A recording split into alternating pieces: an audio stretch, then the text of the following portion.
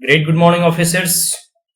मैं सुमित कुमार सिंह आप तमाम यूपीएससी एस्पिरेंट्स और सिविल सर्विसेज के प्रिपरेशन कर रहे विद्यार्थियों का इस मगध पुत्र dream IAS free online coaching में अभिनंदन करता हूं। माय डियर फ्रेंड्स, आज इस वीडियो के माध्यम से हम लोग 2014 का जो जीएस का पेपर होता है वो 4 हम लोग रीड करेंगे। स्पेशली कह रहा हूं, बस रीड करेंगे। रीड करने के बाद हम लोग यह मूल्यांकन कर पाने में सक्षम होंगे कि आखिर यूपीएससी सिविल सर्विसेज जो है उसमें प्रश्न किस तरह के आते हैं, यूपीएससी जो है या फिर जो कमीशन है वो किस प्रकार के प्रश्न पूछते हैं, उनको प्रश्न पूछने का पैटर्न क्या है, और हम लोगों को इन्हीं प्रश्नों को ध्यान में रखते हुए अपना आगे की जो है तैयारी करनी है।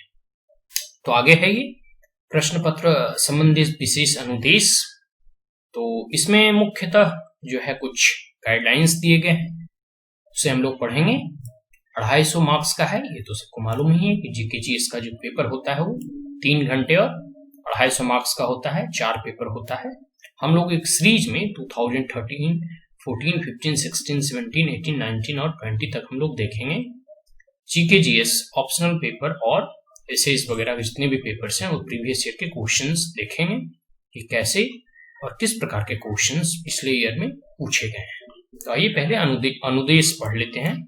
गाइडलाइंस या इंस्ट्रक्शंस कह सकते हैं इसे, वैसे हिंदी अंग्रेजी में मूलतः पढ़ता चलूंगा। 2 खंडों में कुल 14 प्रश्न दिए गए हैं जो हिंदी और अंग्रेजी दोनों में छपे हैं। सभी प्रश्न अनिवार्य हैं। प्रत्येक प्रश्न भाग के लिए नियत अंक कितने मार्क्स के हैं उसके सामने दिए गए हैं।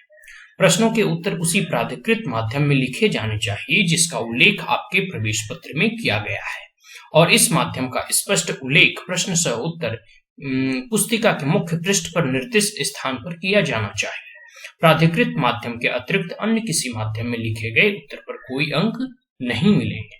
जिस माध्यम में आपने एडमिशन लेते वक्त या फिर कहूँ ऑनलाइन फॉर्म भरते वक्त आपने ऑप्ट किया था कि इंग्लिश मीडियम में देना है या हिंदी मीडियम में देना है, उसी मीडियम में लिखना है, और मुख्य पृष्ठ पर एक कॉलम दिया है उसमें भी आपको उस मीडियम में लिख देना है कि इस मीडियम में हाँ भरकर मैं मुख्य पृष्ठ पर जो बुकलेट रहता है आंसर सीट उसमें भी भरना होता है।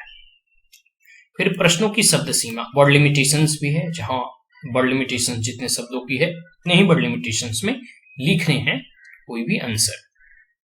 प्रश्न सह उत्तर पुस्तिका में खाली छोड़े गए कोई भी पृष्ठ अथवा पृष्ठ के भाग को पूर्णतः काट दीजिए। कोई भी भाग बच जाता है तो उसे ऐसे स्ट्रक डाउन करते हैं, मतलब काट दें। अब यही देखिए इंग्लिश में बताया गया है 3 hours 250 marks. General studies paper तो questions paper specific instructions, please read each of the following instructions carefully before attempting questions. There are 14 questions divided in 2 sections printed in both Hindi as well as in English. All questions are compulsory. The number of marks carried by a question part is indicated against it. Answer must be written in the medium authorized in the admission certificate, which must be stated clearly on the cover of the question cum answer booklet in the space provided. No marks will be given for answers written in medium other than the authorized one. Word limit in questions wherever specified should be adhered to. Any page or portion of the page left blank in the question cum answer booklet must be struck off. आइए देखते हैं।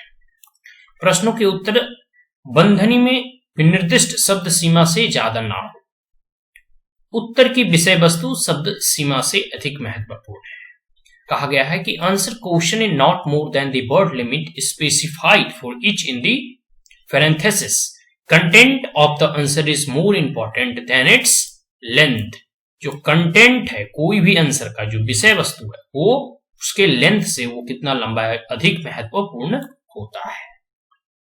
तो आइए खंड ए और section A का देखते हैं। क्वेश्चन नंबर 1, इसमें 2 क्वेश्चन ए और बी दिया हुआ है। इसकी वर्ड्स लिमिटेशन 150 वर्ड्स है, इसका भी 150 वर्ड्स है।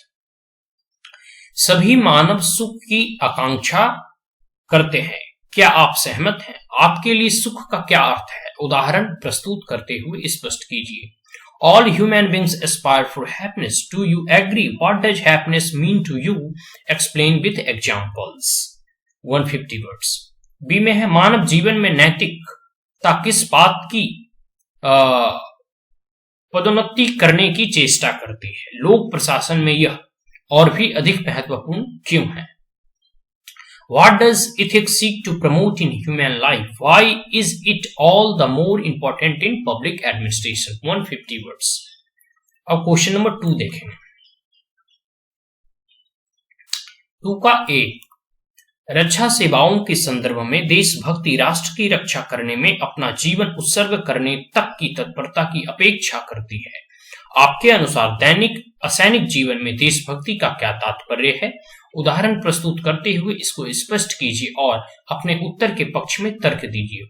In the context of defense services, patriotism demands readiness to every lay down one's life in protecting the nation.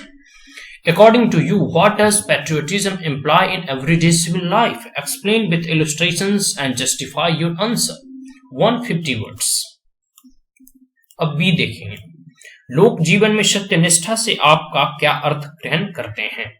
आधुनिक काल में इसके अनुसार चलने में क्या कठिनाइयां हैं? इस कठिनाइयों पर किस प्रकार विजय प्राप्त कर सकते हैं? 150 words. What do you understand by probity in public life? What are the difficulties in practicing it in the present times? How can these difficulties be overcome? अब क्वेश्चन नंबर 3 देखें। 3 का ए, ज्ञान के बिना ईमानदारी कमजोर और व्यर्थ है, परंतु ईमानदारी के बिना ज्ञान खतरनाक और भयानक होता है। इस कथन से आप क्या समझते हैं? आधुनिक संदर्भ से उदाहरण लेते हुए अपने अभिमत को स्पष्ट कीजिए। Integrity without knowledge is big and useless, but knowledge without integrity is dangerous and ट्रीटफुल।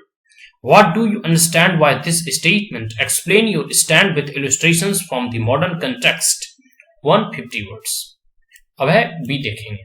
मनुष्यों के साथ सदैव उनको अपने आप में लक्ष्य मानकर व्यवहार करना चाहिए, कभी भी उनको केवल साधन नहीं मानना चाहिए। आधुनिक तकनीकी आर्थिक समाज में इस कथन के निहितार्थों का उल्लेख करते हुए इसका अर्थ और महत्व स्पष्ट कीजिए। 150 words.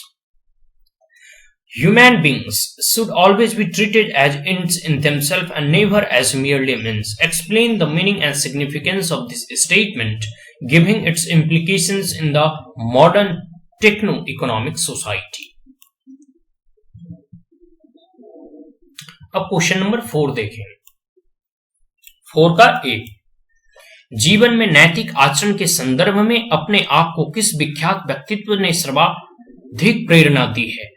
उसकी शिक्षाओं का सार प्रस्तुत कीजिए। विशिष्ट उदाहरण देते हुए वर्णन कीजिए कि आप अपने नैतिक विकास के लिए उन शिक्षाओं को किस प्रकार लागू कर पाए हैं। Which eminent personality has inspired you the most in the context of ethical conduct in life? Give the gist of his her teaching, giving specific examples. Describe how you have been able to apply this teaching for your own ethical development. Question B देखेंगे 4 का। लोक सेवकों पर भारी नैतिक उत्तरदायित्व होता है क्योंकि वे सत्ता के पदों पर आसीन होते हैं। लोक निधियों की विशाल राशियों पर कार्रवाई करते हैं और उनके निर्णयों का समाज और पर्यावरण पर व्यापक प्रभाव पड़ता है। ऐसे उत्तरदायित्व को निभाने के लिए अपनी नैतिक सक्षमता पुष्ट करने हेतु आपने क्या कदम उठाए हैं? 150 शब्द। There is a heavy ethical responsibility on the public servant because they occupy position of power, handle huge amount of public funds, and their decisions have wide-ranging impact on society and environment. What steps have you taken to improve your ethical competence to handle such responsibility? 150 words. अब है हम लोग देखेंगे question number 5 का ए। वर्तमान समाज व्यापक विश्वास न्यूनता से ग्रसित है। इस स्थिति के व्यक्तिगत कल्याण और सामाजिक कल्याण के संदर्भ में क्या परिणाम है? क्या अपने को विश्वसनीय बनाने के लिए व्यक्तिगत स्तर पर आप क्या कर सकते हैं? 150 शब्द। The current society is plagued with widespread trust deficit. What are the consequences of this situation for personal well-being and for the societal well-being? What can you do at the personal level to make yourself trustworthy? 150 words. अब B देखेंगे। अक्सर कहा जाता है कि निर्धनता भ्रष्टाचार की ओर प्रवृत्त करती है, परंतु ऐसे भी उदाहरणों की कोई कमी नहीं है जहां संपन्न एवं शक्तिशाली लोग बड़ी मात्रा में भ्रष्टाचार में लिप्त हो जाते हैं। लोगों में व्याप्त भ्रष्टाचार के आधारभूत कारण क्या है? उदाहरणों के द्वारा अपने उत्तर को संपुष्ट कीजिए। 150 शब्द। It is often said that poverty leads to corruption. However, there is no dearth of instances where affluent and powerful people indulge in corruption in a big way. What are the basic causes of corruption among people? Support your answer with examples. हम लोग छठा प्रश्न देखेंगे। सामाजिक समस्याओं के प्रति व्यक्ति की अभिवृत्ति एटीट्यूड के निर्माण में कौन से कारक प्रभाव डालते हैं? हमारे समाज में अनेक सामाजिक समस्याओं के प्रति विषम अभिवृत्तियां व्याप्त हैं। हमारे समाज में जाति प्रथा के बारे में क्या क्या विषम अभिवृत्तियां आपको दिखाई देती हैं? इस विषम अभिवृत्तियों के अस्तित्व को आप किस प्रकार स्पष्ट करते हैं? What factors affect the formation of a person's attitude toward social problems? In our society, contrasting attitudes are prevalent about many social problems. What contrasting attitude do you notice about the caste system in our society? How do you explain the existence of these contrasting attitudes? 150 words. अब अगला प्रश्न देखिए, question number 7। लोक सेवा के संदर्भ में जवाबदेही का क्या अर्थ है? लोक सेवकों को की व्यक्तिगत और सामूहिक जवाबदेही को सुनिश्चित करने के लिए क्या उपाय अपनाए जा सकते हैं?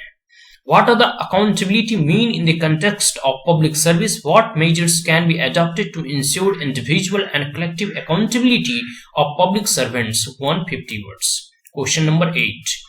हमें देश में महिलाओं के प्रति यौन उत्पीड़न के बढ़ते हुए दृष्टांत दिखाई दे रहे हैं। इस कुकृत्य के विरुद्ध विद्यमान विधिक उपबंधों के होते हुए भी ऐसी घटनाओं की संख्या बढ़ रही है। इस संकट से निपटने के लिए कुछ नवाचारी उपाय सुझाइए। We are witnessing increasing instances of sexual violence against women in the country despite existing legal provisions against it. The number of such incidences is on the rise. Suggest some innovative measures to tackle this menace. 150 words. अब हम लोग section B देखेंगे, खंड B.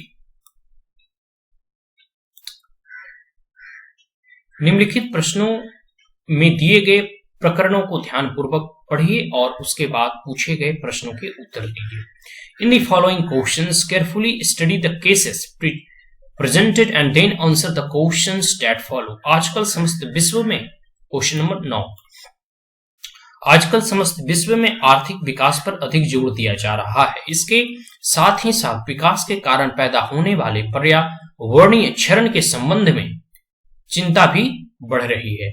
अनेकों बार हमारे सामने विकास की कार्यकलापों और पर्यावरणीय गुणवत्ता के बीच सीधा विरोध दिखाई पड़ता है। विकासिक प्रक्रम को रोक देना या उसमें से काट छाट कर देना भी साध्य नहीं है और ना ही पर्यावरण के क्षरण को बढ़ने देना उचित है, क्योंकि यह तो हमारे सबके जीवन के लिए ही खतरा है। ऐसे कुछ साध्य रणनीतियों पर चर्चा कीजिए जिनको इस द्वंद्व का शमन करने के लिए अपनाया जा सकता हो और जो हमें धारणीय सस्टेनेबल विकास की ओर ले जा सकती हो। 250 वर्ड्स। आइए इंग्लिश में पढ़ते हैं। Nowadays, there is an increasing trust on economic development all around the globe. At the same time, there is also an increasing concern about environmental degradation caused by development. Many a time we face a direct conflict between developmental activity and environmental quality. It is neither feasible to stop or curtail the developmental process, nor it is advisable to keep degrading the environment as it threatens our very survival. Discuss some feasible strategies which could be adopted to eliminate this conflict and which could lead to sustainable development. 250 words. Question number 10 देखेंगे। मान लीजिए कि आपके निकट मित्रों में से एक जो स्वयं सिविल सेवा में जाने के लिए प्रयत्नशील है, वह लोक सेवा में नैतिक आचरण से संबंधित कुछ मुद्दों पर चर्चा करने के लिए आपके पास आता है। वह निम्नलिखित बिंदुओं को उठाता है। पहला पॉइंट है, आज के समय में जब अनैतिक वातावरण काफी फैला हुआ है, नैतिक सिद्धांतों से चिपके रहने के व्यक्तिगत प्रयास व्यक्ति के कैरियर में अनेक समस्याएं पैदा कर सकते हैं। ये परिवार के सदस्यों पर कष्ट पैदा करने और साथ ही साथ स्वयं के जीवन पर जोखिम का कारण भी बन सकते हैं। हम क्यों ना व्यावहारिक बने और न्यूनतम प्रतिरोध के रास्ते का अनुसरण करें और जितना अच्छा हम कर सकें उसे ही करके प्रसन्न रहें।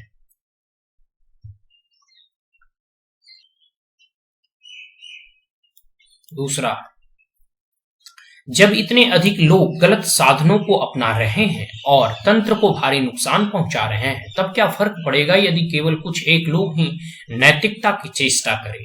वे अप्रभावी ही रहेंगे और निश्चित रूप से अंततः निराश हो जाएंगे। तीसरा देखिए पॉइंट में क्या कहा गया है, यदि हम नैतिक सोच विचार के बारे में अधिक बड़ंगत बनाएंगे तो क्या इससे देश की आर्थिक उन्नति में रुकावट नहीं आएगी?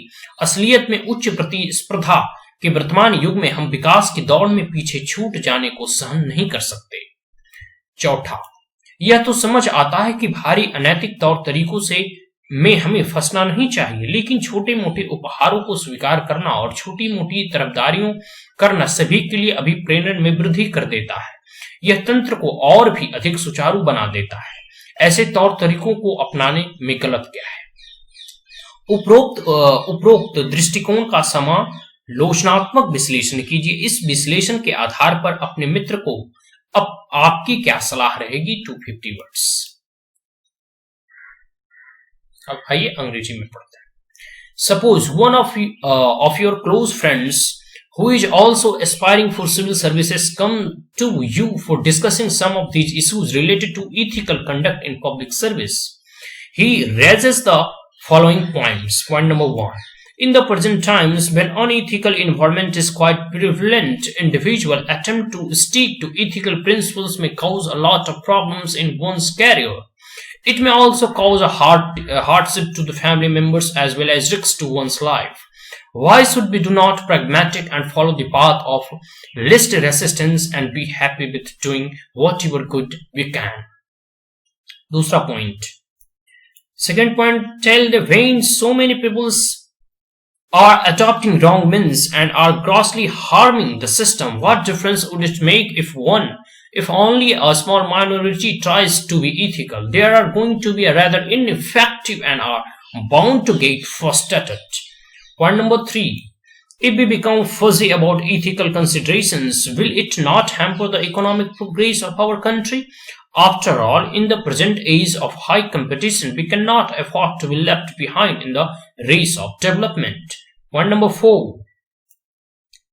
It is understandable that we should not get involved in grossly unethical practices, but giving and accepting small gratification and doing small favors increases everybody's motivation. It also makes the system more efficient. What is wrong in adopting such practices? Critically analyze the above viewpoints. On the basis of this analysis, what will your advice to your friend? 250 words. Question number 11 देखेंगे।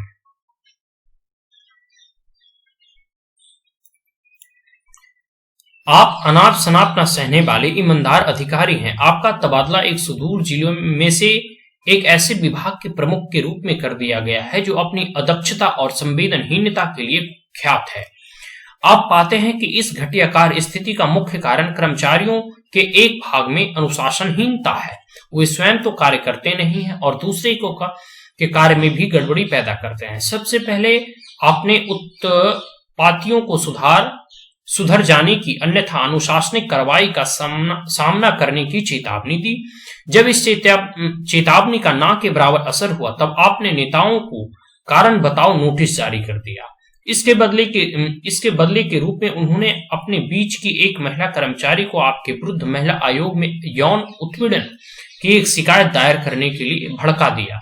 आयोग ने तुरंत आपका स्पष्टीकरण मांगा। आपको इससे आगे भी लज्जित करने के लिए मामला मीडिया में भी प्रसारित किया गया। इस स्थिति से निपटने के विकल्पों में से कुछ निम्नलिखित हो सकते हैं। आयोग को अपना स्पष्टीकरण दे दीजिए और अनुशासनिक कार्रवाई पर नरमी बरतिए। आयोग को नजरअंदाज कर दीजिए और अनुशासनिक कार्रवाई को मजबूती के साथ आगे बढ़ाइए। अपने उच्च अधिकारियों को संक्षेप में अवगत करा दीजिए, उनसे निर्देश मांगिए और उनके अनुसार कार्य कीजिए। कोई अन्य संभव विकल्प सुझाइए, सभी का मूल्यांकन कीजिए और अपने कारण बताते हुए स्पष्ट सबसे अच्छा विकल्प स्पष्ट कीजिए। 250 वर्ड्स। अब आइए अंग्रेजी में इसे पढ़ते हैं। You are a no-nonsense honest officer. You have been transferred to a remote district to head a department that is notorious for its inefficiency and closeness. You find that the main cause of the poor state of affairs is the indiscipline of a section of employees. They do not work themselves and also distrust the working of others. You first want the troublemakers to mend their way or else face the disciplinary action. When the warning had little effect, you issued a so-called notice to the ringleaders as a retaliatory measure. These troublemakers instigated a woman employee against them to file a complaint of sexual harassment against you with the Women's Commission. The commission promptly seek your explanation. The matter is also publicized in the media to impress you further. Some of the options to handle this situation could be as follows. Point number 1. Give your explanation to the commission and go soft on disciplinary action. Point number 2. Ignore the commission and proceed firmly with the disciplinary action. Point number 3. Brief your higher ups, seek direction from them and act accordingly. Suggest any other possible option, evaluate all of them and suggest the best course of action, giving you reason for it. 250 words. Question number 12. मान लीजिए कि आप ऐसी company के मुख्य कार्यकारी अधिकारी हैं, सीईओ हैं, जो एक सरकारी विभाग के द्वारा प्रयुक्त विशेषीकृत इलेक्ट्रॉनिक उपकरण बनाती है। आपने विभाग को उपस्कर की पूर्ति के लिए अपनी बोली पेश कर दी है। आपके ऑफर की गुणवत्ता और लागत दोनों आपके प्रतिस्पर्धियों से बेहतर है। इस पर भी संबंधित अधिकारी टेंडर पास करने के लिए एक मोटी रिश्वत की मांग कर रहा है। ऑर्डर की प्राप्ति आपके और आपकी कंपनी दोनों के लिए महत्वपूर्ण है। ऑर्डर न मिलने का अर्थ होगा उत्पादन रेखा का बंद कर देना। यह आपके स्वयं के कैरियर को भी प्रभावित कर सकता है। फिर भी मूल्य सचेत व्यक्ति के रूप में आप रिश्वत देना नहीं चाहते हैं। रिश्वत देना और ऑर्डर प्राप्त कर लेने तथा रिश्वत देने से इनकार करने और ऑर्डर को हाथ से निकलने जाना दोनों के लिए वैध तर्क दिए जा सकते हैं। ये तर्क क्या हो सकते हैं? क्या इस धर्म संकट से बाहर निकलने का कोई बेहतर रास्ता हो सकता है? यदि हाँ, तो इस तीसरे रास्ते की अच्छाइयों की और इंगित करते हुए उसकी रूपरेखा प्रस्तुत कीजिए। 250 शब्द। Suppose you are the CEO of a company that manufactures specialized electronic equipments used by a government department. You have submitted your bid for the supply of these equipments to the department. Both the quality and the cost of your offer are greater than those of the competitors.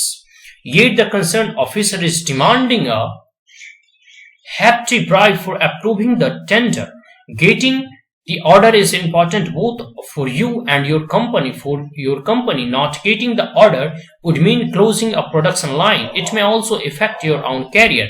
However, as a value conscious person, you do not want to give bribe. Value conscious person.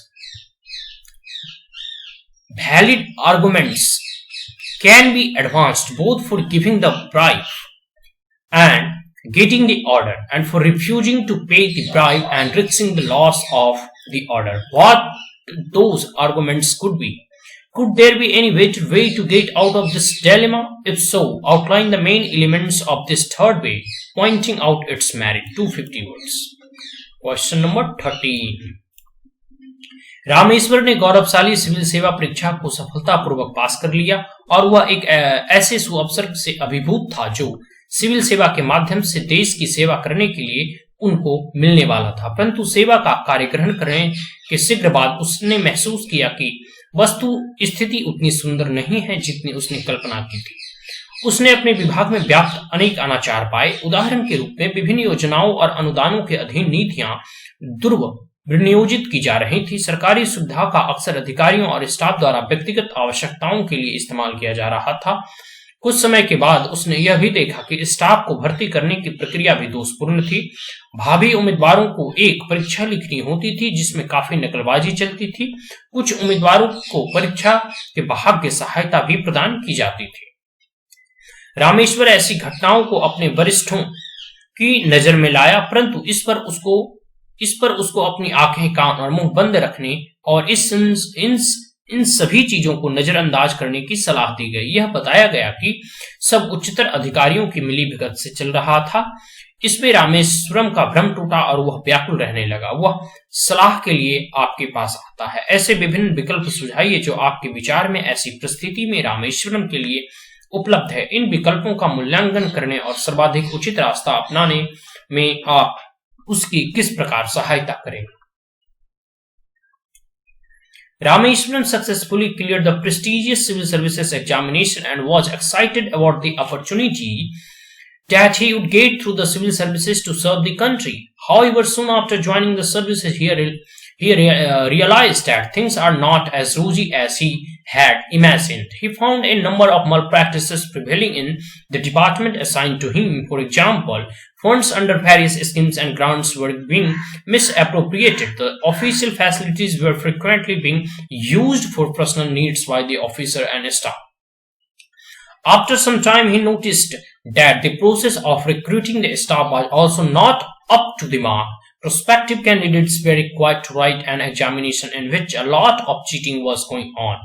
Some candidates were provided external help in the examination. Rameswar brought these incidents to the notice of his seniors. However, he was advised to keep his eyes, ears, and mouth shut and ignore all these things which were taking place with the convenience of the higher-ups. Rameswar felt highly disillusioned and uncomfortable. He comes to you seeking your advice. Indicate various options that you think are available in this situation. How would you help him to evaluate these options and choose the most appropriate path to be adopted? ये 14 number question अब देखेंगे।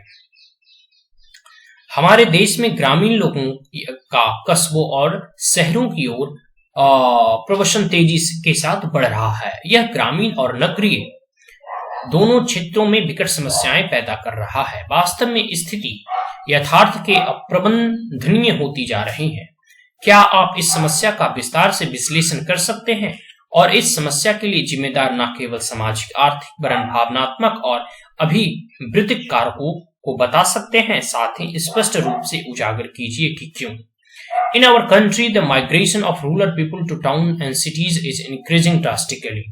This is causing serious problems both in the rural as well as in the urban areas. In fact, things are becoming really unmanageable. Can you analyze this problem in detail and indicate not only the socio-economic but also the emotional and attitudinal factors responsible for this problem?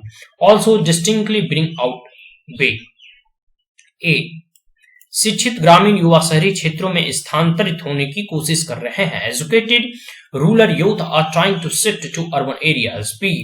भूमिहीन निर्धन लोग नगरीय मलिन बस्तियों में प्रवेशन कर रहे हैं। Landless poor people are migrating to urban slums. C. यहाँ तक कि कुछ किसान अपनी जमीन बेच रहे हैं और शहरी क्षेत्रों में छोटी मोटी नौकरियां लेकर बसने की कोशिश कर रहे हैं। Even some farmers are selling off their lands and trying to settle in urban areas, taking up PT jobs. आप कौन से साध्य कदम सुझा सकते हैं जो हमारे देश की इस गंभीर समस्या का नियंत्रण करने में प्रभावी होंगे? 250 words.